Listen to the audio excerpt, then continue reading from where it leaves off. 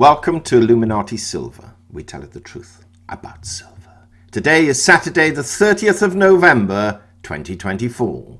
And we're publishing our Gold and Silver Weekly Update for the week ending the 29th of November. Gold and silver fell back last week, considerably so on Monday, reversing the trend experienced last Friday. However, during the course of the week, a number of small rallies occurred, with gold holding at the 1650 level.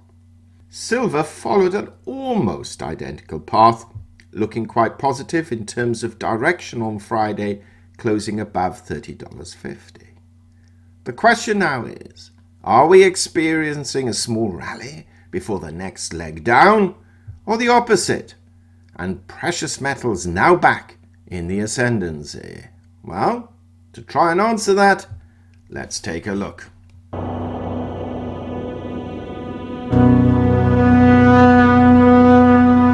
Now, before we look at what happened last week, just a brief reminder that we have a sister channel entitled Finances Do Matter. We shall be changing much about that channel from January the 1st, and so if you haven't subscribed, please do so by following the link in both the description box and comments section. Let's now get back to the financials.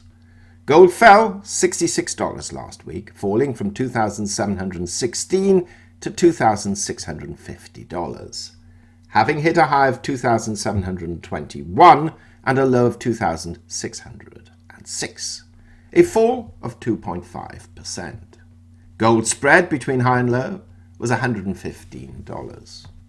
Last weekend, we said gold would trade between 2006 and 2008, with 2,650 being the bottom of the normal trading range, which is where it closed, and 2,600 being in outlier territory, which is where it attempted to go in late trading on Monday.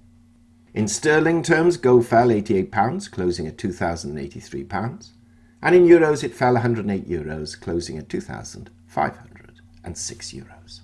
Silver fell 73 cents, falling from $31.36 to $30.63, having been as high as $31.56 and as low as $29.71, a fall of 2.4%. So it breached that $30 level, but then resurrected again.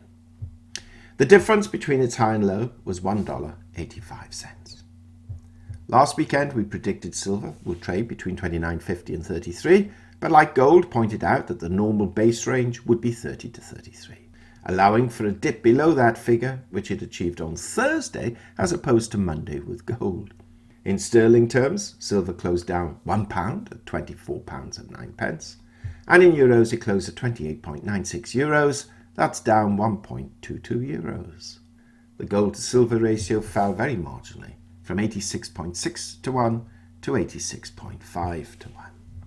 Bitcoin is down $1,000 on the week at $96,600. Equities rebounded again, and most rose around 0.5% on Friday alone.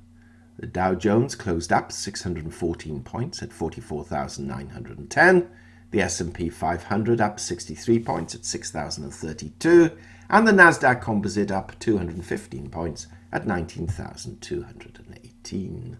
The FTSE Index closed up 25 points. Even the UK market went up at 8,287. Oil prices fell back by two-thirds of the amount they rose the previous week. Brent crude closed down $3.33 at $71.84, and WTI crude closed down $3.24 at $68. And the dollar index was also down a reasonable amount, down 1.82 points at 105.73. Now, unlike the previous week, which was all geopolitical momentum in terms of gold and silver prices, last week it was more data-driven, with a touch of positive geopolitical news thrown in. On Tuesday, we had consumer confidence for November. That rose from 108.7 to 111.7. And new home sales for October fell from 738,000 new homes to 610,000, over 100,000 so less than anticipated, suggesting a potential slowdown in the economy.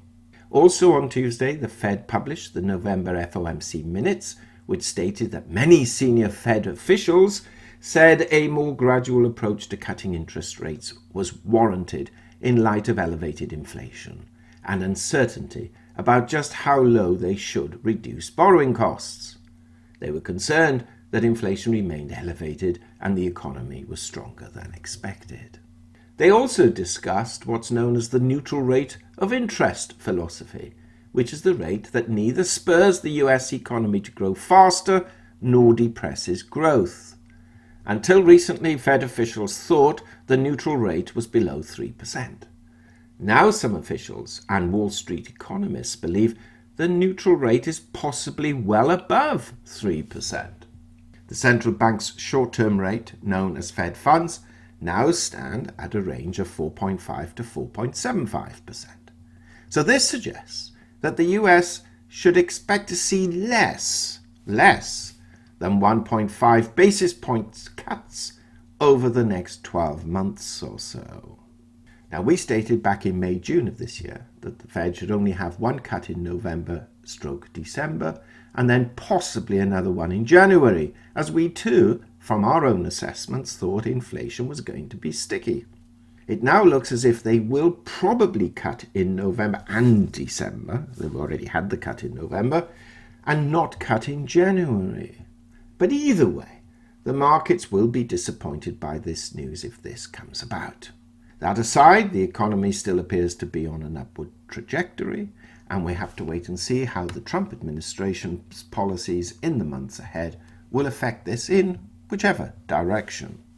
Now, on Wednesday, we saw personal income increase for October, rising from 0.3% to 0.6%. This won't be great for what's known as wage push inflation, but positive short-term for the recipients of those rises. But the inflation figures, though concerning, are not dramatic. The PCE index year-over-year rose from 2.1% to 2.3%, moving away from the Fed's target of 2%. And the core year-over-year PCE figures rose from 2.7% to 2.8%. Economists are predicting an additional inflation rise in December.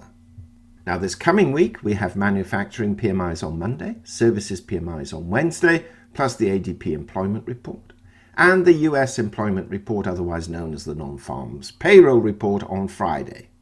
It will be interesting to see these figures after last month's downgrade to just 12,000 new jobs. On the geopolitical front, there has been a slight easing of tensions in the Middle East, though the tensions are still problematic, when a ceasefire between Israel and Hezbollah was agreed, but most commentators calling it a respite, not a solution. Now, the movement in gold and silver prices have suggested that there is reasonable support for gold somewhere between $2,600 and $2,650, and for silver, $29.50 to $30 level. There is, however, resistance for gold at $27.50 and for silver at $32. Of course, both support and resistance levels can be broken with any unexpected event or economic surprise. What is interesting to note, and we mustn't ignore this, is that central banks are still continuing with their purchases of gold. So where do we forecast gold and silver this coming week? Well, this week we're expecting gold to trade between 2,600 and 2,700, with 2,575 and 2,775 as outliers. Silver, we expect to trade between $29.25 and $32.25, with $28.75 and $32.75 as outliers. What do you think? Please share your thoughts. Meanwhile, thank you so much for listening. We'd appreciate it if you would give this video a thumbs up, subscribe, press the bell sign, pop on over to Finances Do Matter and subscribe there. Have a great weekend, and as always, a most prosperous week ahead.